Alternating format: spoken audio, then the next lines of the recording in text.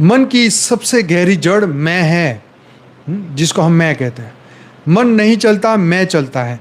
जैसे ही तुम कहते हो मैं सोच रहा हूँ, हाँ, वही से मन की शक्ति, वही मन को शक्ति मिलती है। मैं सोच रहा हूँ, जैसे बोलते हो ना, मैं सोच रहा हूँ, मन की शक्ति मिले। लेकिन जैसे ही तुम पूछते हो कि कौन सोच रहा है, यह विचार किसने किया, तो वह मन पीछे हटने लगता है। यह आत्म संवाद ही मन का समाधि में लय है। सुपर डुपर लाइन है क्या? आत्म संवाद ही मन का समाधि में लय है। तो आत्म संवाद, हाँ, आत्मा की सत्ता को पुनः स्थापित करो तो मन भाग जाएगा वहां से, दुम दमा के भागेगा। तो मन के अंत के तीन स्तर पर आध्यात्मिक अभ्यास करो। पहला, मैं कौन हूं का ध्यान करो। हर विचार के बीच में पूछो, उद्देश्य क्या है? मैं की जड़ को कमजोर करना। ठीक है। दूसरे स्टेज में क्या करना है? मौन में बैठो, कुछ ना बदलो, केवल देखो, ऑब्जर्व करो। मन को साक्षी की नजर से जलाना। अच्छा, ये शरीर दुखी हो रहा है, होने दो, कोई बात नहीं। मैं तो शरीर नहीं हूँ, मैं तो मन नहीं हूँ, मैं तो बुद्धि नहीं हूँ, मैं तो शरीर नहीं हूँ, मैं तो दिव्य आत्मा हूँ, चैतन्य आत्मा। उसके बाद स्टेज 3, परम धाम की स्मृति।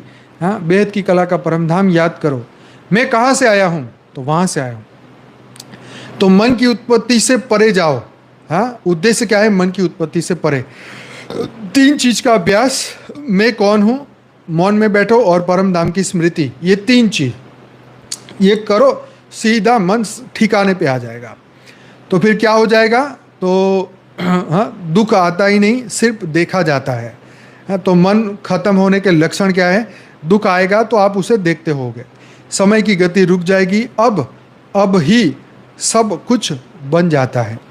अभी सब कुछ बन जाता है। तुम प्रेजेंट में जीना सीख लेते हो।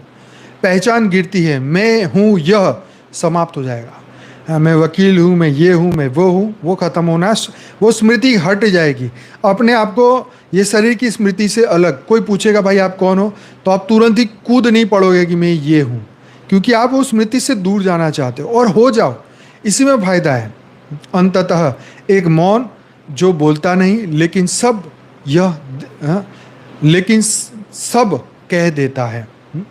तो एक मौन जो बोलता नहीं लेकिन सब कुछ कह देता है, वही अवस्था समाधि है, वही आत्मस्वरूप है।